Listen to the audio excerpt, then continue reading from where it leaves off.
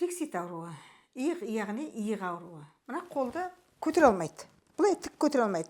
Кейбіреулер менде келді, міне жеріне бүйтіп ұстап жүрген қолын келді. Осы міне 1-2 күндікте бітіріп кетті. Қолын көтеріп кеткенде бүйтіп қоштасайыншы деп бүйтіп бара жатыр ғой. Енді сондай аурулардың жақсарғанын көргенде менен бақытты адам болмайды. Және жалғыз мен емес, менің коллективімнен бақытты адам болмайды. Өткені мәз болып қуанып кетеді. Плексит ауруы дегеніміз не? Яғни бұл иық ауруы. Иық ауруы. Мына иықтың жаңағы сарсуланып қалады. Я болмаса бір суық тиіп қалады. Көбінесе машина айдайтын адамдарда, мына қазір кондиционер бар, ондай жағдайларда иыққа көп жағдайда суық тиеді. Я болмаса біреулер кейде авария болған жағдайдан да білінбей кейін иық аурулары ұстайтын болады. Сол ауруды біз өте жақсы емдейміз. Мен енді оны аузымды толтырып айта аламын.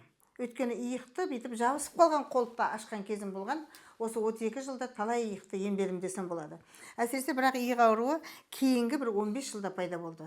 32 жылдың кейінгі 15 жылында иық аурулар көп пайда болды.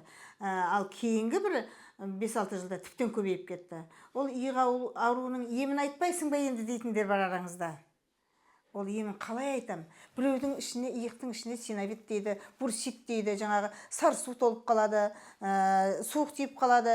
Тіптен кейбір иықтарда ана суқа жылдары үзіліп кеткендер де болады. Оны әрине ота жасап емдеу керек болады. Ал бірақ иықтың ауруын қолды артқа, алдыға кәдімгі ұстай алмай қалған адамдардың міндетті түрде иық плексит ауруы болатын болса, маған келсеңіздер, оның емін мен сіздерге емдеп беретін боламын.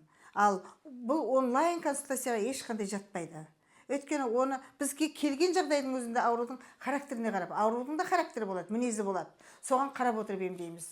Өйткені ол өте ауыр. Ал енді иықтың ауруын ескермей жүре беретін болсаңыздар, онда сіздер кәдімгі қол істемей, семіп, жіңішкеріп қалады қол. Сондықтан сіздер тіптен мына қолын артына бүйтіп келтіре алмайтын адамдар да болады. Соның барлығының емі бізде бар.